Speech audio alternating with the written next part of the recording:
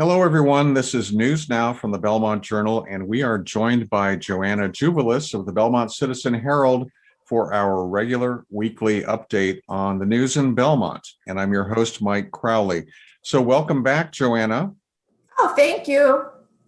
So let's start with, there's been an open meeting law complaint involving the selection process for Belmont's new fire chief. What can you tell us about that? Well, it's actually 3 open meeting law complaints now. Okay. All filed by the former assistant fire chief, or I should say the retired assistant fire chief, Angus Davison. Angus Davison was Belmont's assistant fire chief for 13 years. He was with the department for a total of 29 years, and he's still a Belmont resident. And he actually also applied to be on the screening committee for the new fire chief search, but he was not selected. So I think that's just, a little background about him.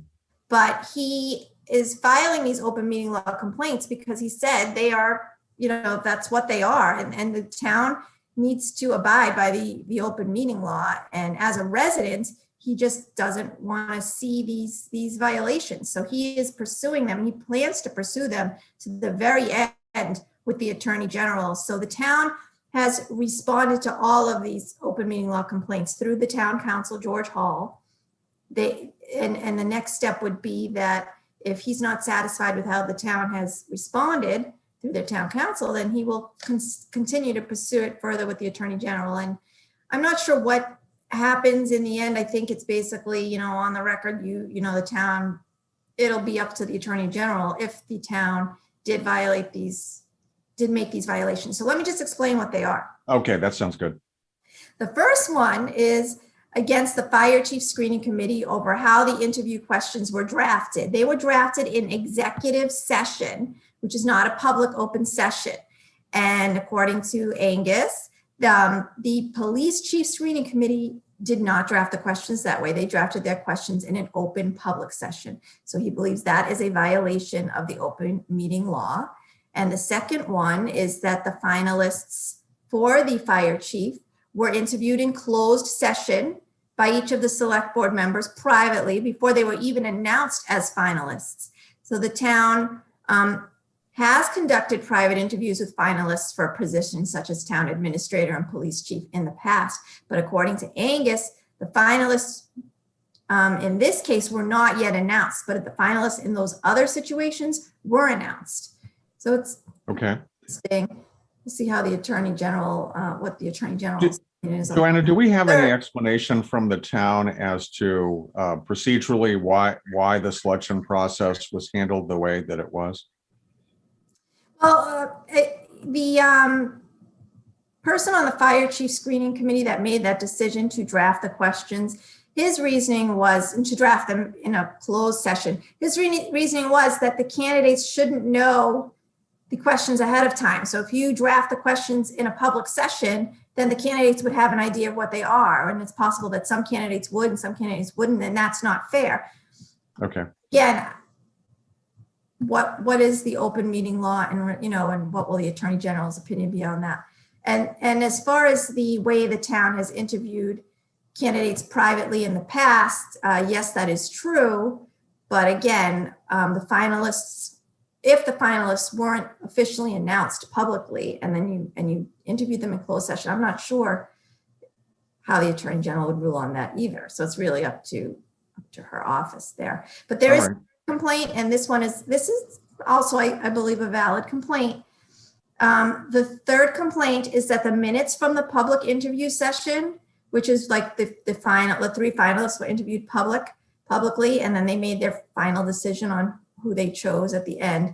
Those minutes were not released to the public in a timely manner. First of all, they were 5 days late. And then according to Angus, they were about a month late getting released. So that's worth noting. And according to, in George Hall's defense, he did say that there were 10 meetings going on this particular period of time. And it just was hard. The town just couldn't keep up, and the town was 5 days late. And they just couldn't keep up with all the meetings. It was just a very busy time. But we'll see. All right. So something for the lawyers to sort out. Right. But the other thing that's worth noting here is This has cost the town $4,000 in fees for town council so far. And there's been 13 public records requests by Angus Davison, which has taken about 50 hours for the town to respond to. So it's just interesting to note that as well. All right. Well, then continuing, but with a slightly different focus. Sure. We do have a new fire chief, and I understand that he's got a number of proposals on the table to improve town revenue. What's he suggesting, Joanna? Right now, he's done 2 presentations to the select board on his ideas, and the next step will be to make them concrete proposals for the select board to vote on. And it is interesting to see how someone coming in from the outside, it's been a little over a month, looks at things with a fresh set of eyes. So one of the things that he looked at is the reimbursement the town receives from insurance companies for emergency medical services. And in this analysis, he actually found that the billing structure and fees that Belmont goes by have not been updated in over 10 years. And the reimbursement amounts that Belmont receives are considerably less than almost all surrounding cities and towns. So he is proposing a modern fee structure and schedule that would increase the reimbursement to the town, making it comparable to surrounding cities and towns, and actually could bring in an additional $250,000 annually. One of the changes would be, for instance, changing the mileage that we're reimbursed for. It's currently $19.33. So the new schedule would increase it to $40 per mile, because that's more what it would be today. Like this is a 10-year-old figure that he's looking at. He also presented other ideas for revenue enhancement, with the town getting reimbursed from an outside company like Fire Recovery USA for incidents they respond to, such as fires, and the town could earn another $50,000 with those reimbursements. And one other final thing that he's recommending is implementing a bylaw for fees for the fire department's response to false alarms. There are a lot of false alarms that the fire department responds to, not just personal homes, residents, but commercial businesses. So this bylaw would charge $75 for a third false alarm, $100 for a fourth false alarm, $200 for fifth and subsequent false alarms. And, with the amount, looking at past history, the amount of false alarms they do respond to, this could earn the town another $15,000 a year. So the new fire chief is earning his pay. We'll see. So all right. It's interesting to see what will happen there. And that will be at an upcoming meeting. He'll present his concrete proposals and they'll vote on them. All right. Well, that sounds good. So moving on, there's a proposal at the upcoming town meeting to establish an Indigenous Peoples Day to replace Columbus Day. Now, I understand that one of our select board members has an amendment to that proposal. What's the story with that? Sure. Roy Epstein. His amendment is to add one more whereas to the resolution, and it would read like this. Columbus Day was established to recognize the discrimination and injustices experienced by Italian Americans, as well as their invaluable contributions to the United States, and the creation of Indigenous Peoples Day in Belmont as a counter celebration to Columbus Day would in no way deny that history or diminish its significance.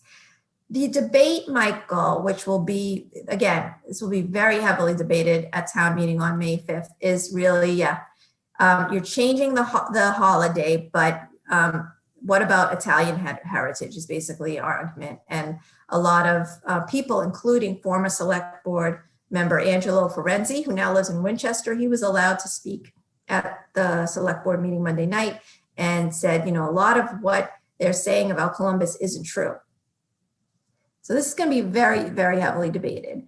And well, that will be interesting.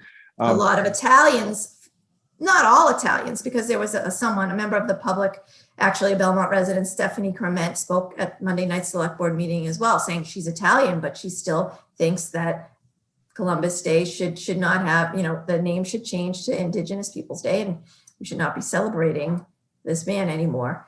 But So just to clarify, Joanna, the amendment, would the amendment basically have both holidays celebrated on the same day, or is it just a clarification that I think it's just a clarification saying that if we make this change, it's not denying the history or the significance of the Italian heritage.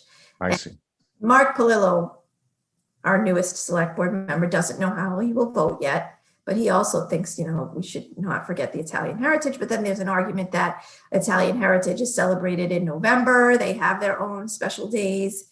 And I think you're going to see more amendments probably before town meeting. People have up until 3 days before to file them. So I don't think this will be the only one. I'll be surprised if it is. But that's my opinion. Well, it will be interesting to see what happens. It Right. certainly will. It certainly will. Will definitely be Well, thank you so much, Joanna. not a And- boring town meeting on May. All right. Let's just put it that way. All right. We'll talk with you next time, Joanna.